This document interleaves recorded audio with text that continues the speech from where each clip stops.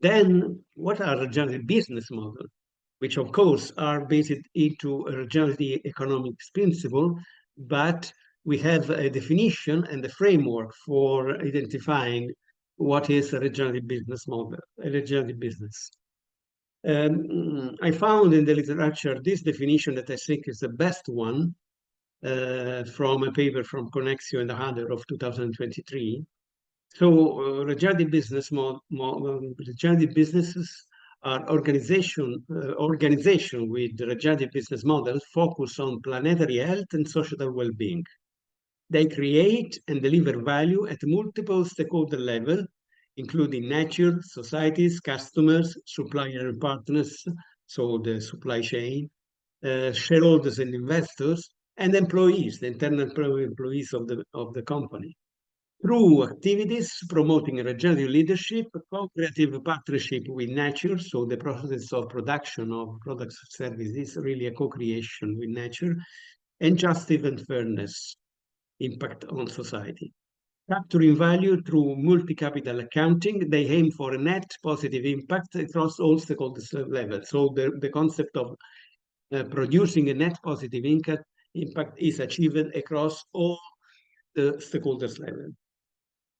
From this definition, we have the same paper has defined a very useful framework that shows how multidimensional and complex is the concept of regenerative business. But at the same time, you have to consider all these dimensions.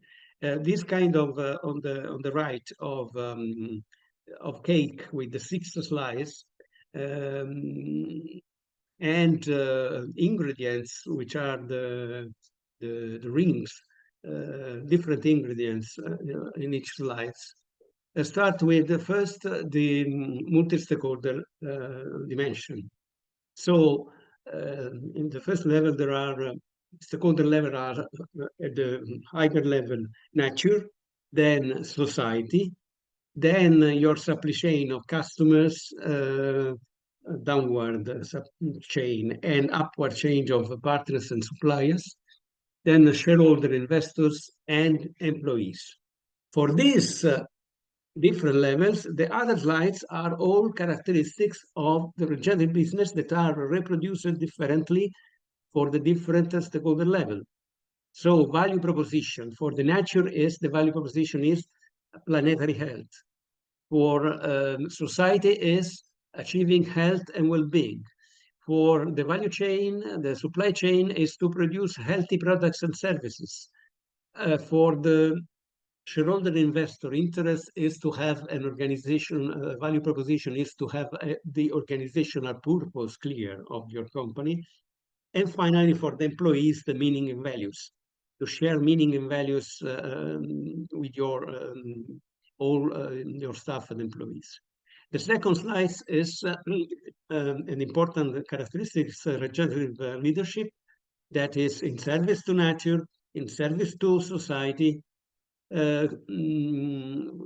aiming to create a trust and reputation with your partners, demonstrated purpose for your investors and shareholders, and finally, the leadership should also do an inner work for improving the sense of meaning and motivation of the employees. Fourth slide is about the way in which the company co-create with nature, a kind of partnership.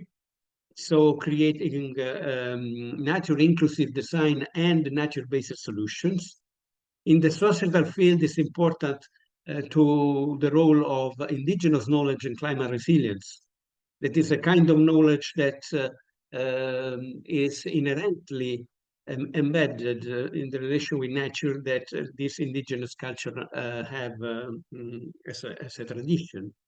At the level of healthy products and services, there is the ecological life cycle design, which is a way of producing healthy products and services. Then natural capital investment, so investment in natural capital and connection to local nature. The fifth slide is justice and fairness. So in relation to the nature stakeholder, to achieve justice and fairness, you need to recognize nature and animals' rights. So the advocacy of natural and animal rights as living beings, with the same kind of status of human beings. Social justice advocacy, responsible sources in your own value chain, community investment, and ensuring diversity and inclusion of different kind of employees and different a diversity of capacities, of human capital capacities.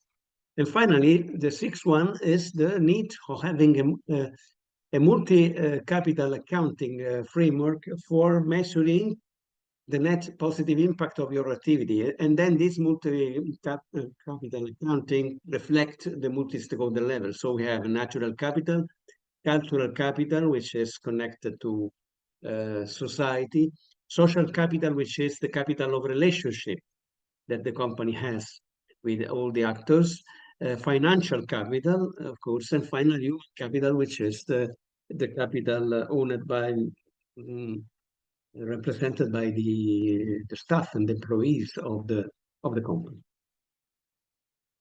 So to complete now the concept, how do regenerative differ from sustainable or circular business models? We have here a comparison from different perspectives. The dominant system view and the main goals of the different sustainable circular and regenerative business models. According to the literature, there are some intersections. So sustainable, the dominant view is mitigate negative impact on nature and communities. Circular is organized closed-loop economic system to minimize material and energy throughput and maximize value creation. Regenerative is this focus on integrated and interdependent system of natural ecosystems and human society to achieve ecological health and human well-being.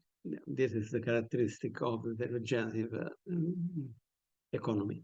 So the main goals for a sustainable model are typically the balance between economic, social, and environmental value creation, the so-called the three bottom line.